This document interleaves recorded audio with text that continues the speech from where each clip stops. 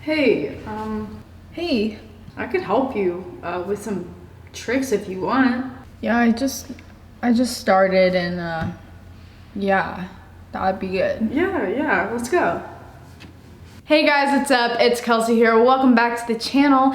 Today I have a video for you guys that I've been wanting to make and I think is an important step as a fingerboard influencer for me to influence all of the beginner fingerboarders to get from very beginner status to the ollie, for example. There are a lot of little tricks that you can learn pretty easily, I want to say. So these are going to be some of the very first tricks that I ever learned and that I think you can probably do without fully being able to do the ollie completely. I would say there are pretty much no prerequisites for learning any of these 10 tricks. So without further ado, let's get into the top 10 easiest things / tricks to do on a fingerboard. Hey, sorry to interrupt, myself, but I have some really important news to share with you guys before we continue with this video and before you get on with learning those new tricks. I'm currently at school, as you could probably tell, but I know a lot of you guys are taking online classes. I know with online classes, that means you got a little bit extra free time.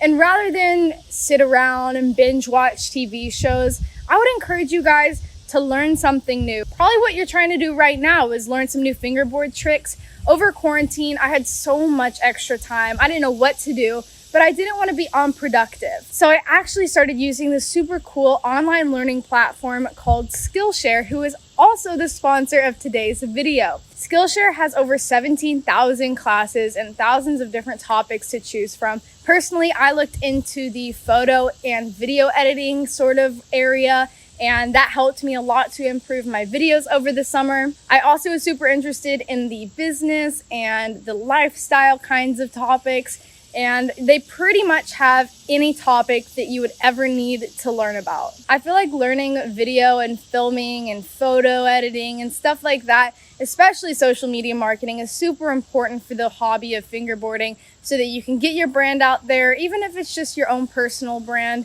and kind of market yourself to get into the connections of the fingerboard community. After the video, make sure you guys go to the description down below and check out the link to Skillshare.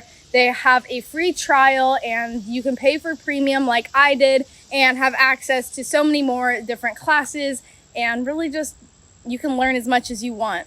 So go check it out, let me know what you guys think, and now here are some easy fingerboard tricks that you can learn right now. First we have the shove it. So this was actually the first video that I posted in my how-to series, and basically what you're going to do for this trick, you're going to ride up very smoothly, you're going to pop with your back finger on the tail. You can do this pretty lightly, it does not have to be a very heavy pop.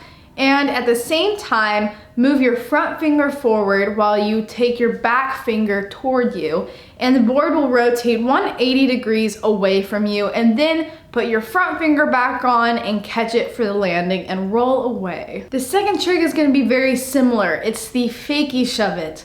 Now this is just same stance, same everything, but you're going to go from left to right instead of from right to left. So what you're going to do in a very similar motion to the shove it, pop the tail with your back finger and throw your front finger forward while you bring your back finger toward you. The board will rotate 180 degrees and you can catch it again and roll away. The next trick is the 360 shove it. So what you're gonna do for the 360 shove it looks a lot like what you just did for the shove it. And assuming you're right-handed, you will be rolling from right to left, and your tail will pop, your front finger will go forward, your back finger will come toward you, and the board, instead of rotating 180 degrees away from you, it's going to rotate 360 degrees, and the board should be in the exact same position as when you started. The next trick is one that I did a lot when I was just starting to fingerboard, and that is, I believe it's the fakie front side impossible.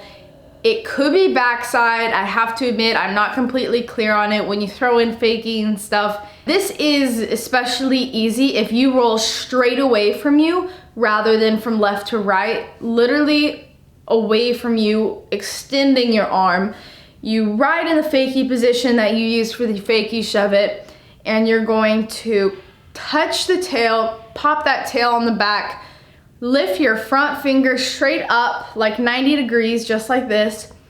Let that board fall over your back finger, and then put your palm to the sky and land on that board and roll away. So you have this motion of a kind of, you get your peace sign, hey guys, put it on the board, start rolling, pop, and then upside down peace sign, and keep going away from you. The key here is to try not to let the board leave your back finger. Similarly, the next trick is the backside impossible. So this is essentially the same thing, but going in a regular stance instead of fakie. So finger position, normal, right to left.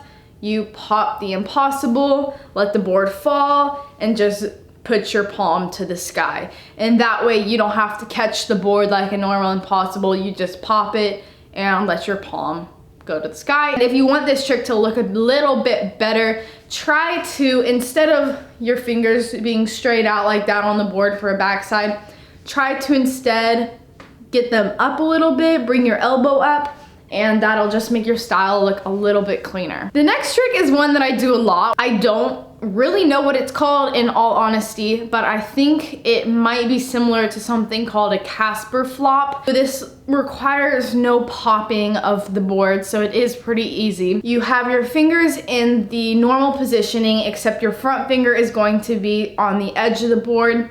You're going to push down with your front finger. The board should rotate sideways onto your front finger. Meanwhile, you're lifting your back finger up and out of the way. Pick up your hand, bring the board back around, and catch it with both your fingers and roll away. The next one is a stall grab. So especially if you're using any sort of ramp, rail, half pipes especially, this looks nice.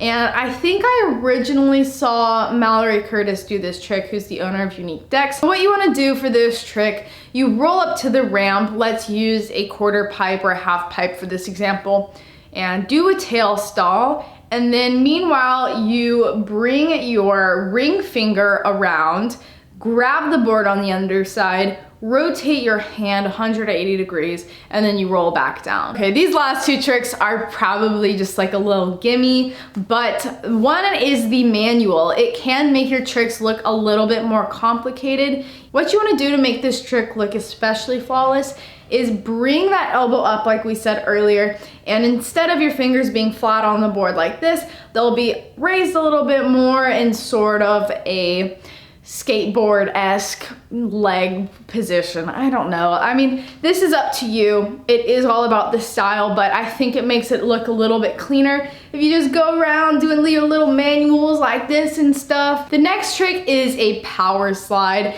and that is going to be a pretty simple trick, but if you can just toss in a little power slide after you hit some sort of line, I think it looks pretty cool just to be like, skirt.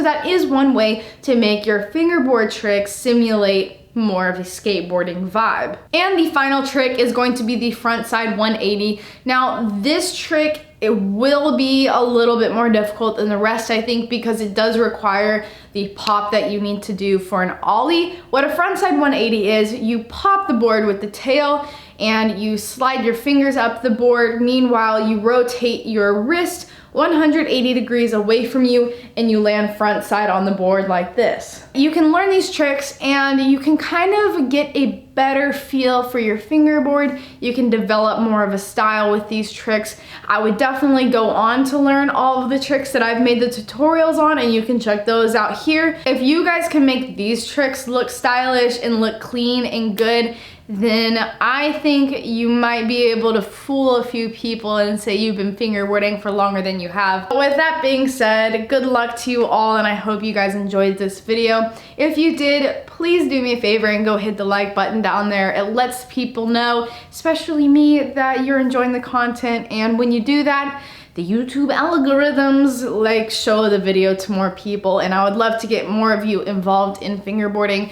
I know from personal experience, I watch channels that I'm not subscribed to, but if you want to be a nice person today and you're feeling generous, like, if you're wondering where this cute little number came from, it is a new merch line that I created myself, and it's down there with all of the description information too through Teespring. So these are really soft, and I'm very much considering not taking it off for the next week. So that is all I have for you guys today.